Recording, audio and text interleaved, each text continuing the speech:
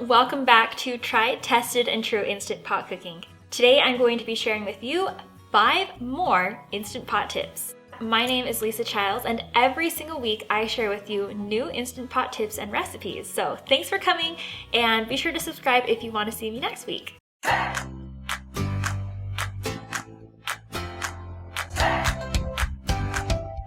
Today I'm going to be sharing with you 5 more tips on top of the 26 I shared about 2 months ago that you all really enjoyed, and so I hope today helps.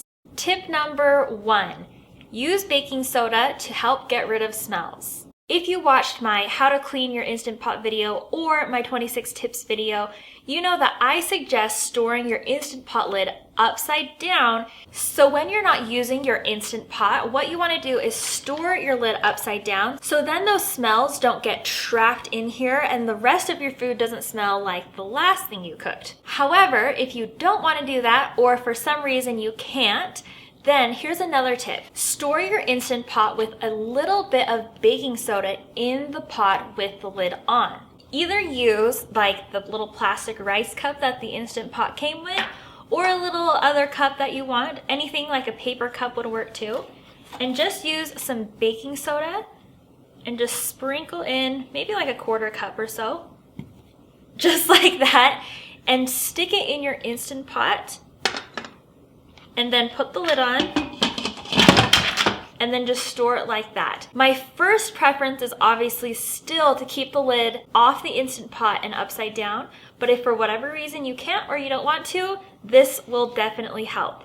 Another tip is if you keep one of these in the fridge to help get rid of smells, don't use the same one for baking or for cooking.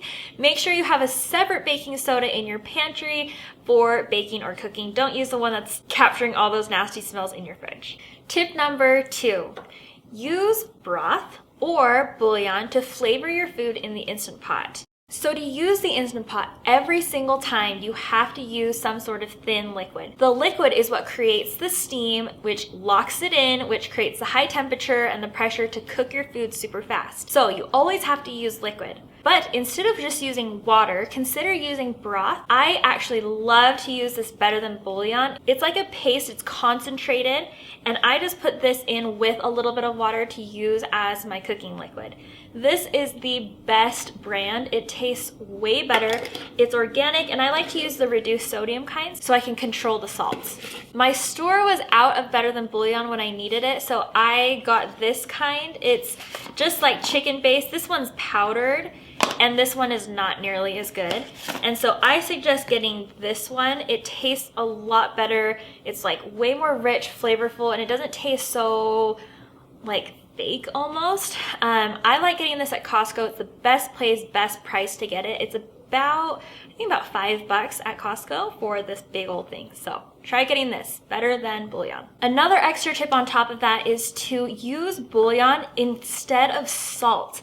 So for example, when I make spaghetti sauce, sometimes I taste it and I think, oh, it just needs something a little bit more. And so what I do instead of using salt is use some beef bouillon, and then I just mix that in there because then you get salt plus flavor. And so if you ever need to add just straight salt into a recipe, consider using some of your bouillon, and it will give it a little bit more of a flavor boost as well. I also really like just adding this into a lot of things I cook in the Instant Pot. Because the Instant Pot doesn't have any evaporation, you can't reduce down those flavors. It all just kind of sits in there and it doesn't reduce down like a really good braise would. And so you can do that if you take off the lid and put it on saute mode, and then you let everything reduce, evaporate, and then those flavors concentrate.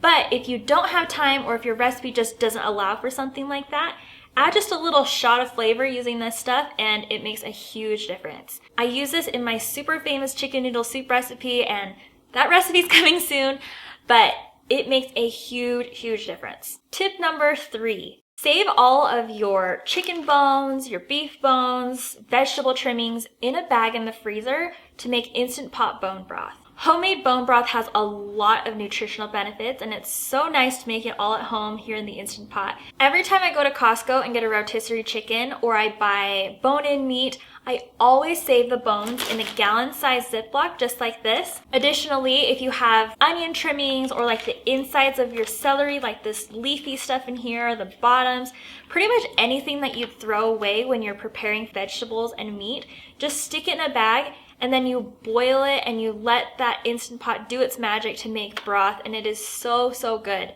If you have some vegetables that are about to go bad, don't throw them away. Just chop them up, put them in a bag, and you can put them in your bone broth as well. Tip number 4, use breast milk storage bags to store your homemade bone broth. Okay, you have to hear me out. Any of my nursing mamas out there know that for whatever reason, you are left with like a million of these after you're done nursing or pumping. Am I right? Like, I had so many of these after my first and my second baby. I can't really donate anything that's been open, especially a product that is usually used to store something so important. These bags are genius to store homemade bone broth because they're meant to store frozen liquid. They have like a flat bottom, they don't leak, they have a double zipper, and they're so convenient. I mean, if you can't donate them or use them for anything else, I think this is a really good way to use up things that you already have. So this bag fills about 1.5 cups of liquid, which is really nice. You can do them in 1 cup portions or however big of a portion you want. I just take off like the little seal here like that and then open it up. So I just have a cup like this and I'll put the bag in, and then it kind of helps prop it a little bit more while I fill it in with like a glass measuring cup. After that, I'm going to just seal it and then I'll put it in the freezer.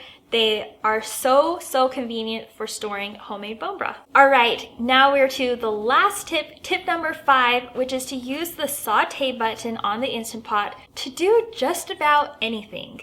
When you hit the saute button on your Instant Pot, it basically just becomes a griddle or a hot plate. You can use it to cook anything that you would normally cook on the stove. First, you need to make sure you take off your lid because you can't use the saute feature when the lid is on. It's a safety feature.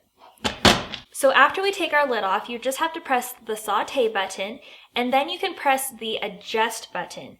When you press adjust, you can have less, normal, or more, and that's kind of like a low, medium, and high heat. For example, I've made Rice Krispie treats in here because I didn't have like room on my stove. I just set it on saute, melted the butter, added the marshmallows, and it's like a really nice deep pot, so it's really nice for cooking. Also, what I like to do is just add like a bunch of bacon in there because then it splatters on the sides of the Instant Pot and it doesn't make as big of a mess as making it on the stove. This feature is so nice because you can just take one appliance when you go like camping in an RV, or if you're out of town, like a lot of people take their Instant Pots on vacation with them.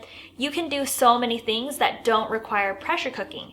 You can make eggs in here. You can make hot water for hot chocolate. You can do anything with the saute feature, and I know that seems like a given, but a lot of people seem to think, wow, that is a really cool tip. So I just wanted to share it in today's video. Anyways, I hope you enjoyed today's video and I hope you join me next week. Check out this next video and we'll see you next week. Okay, bye.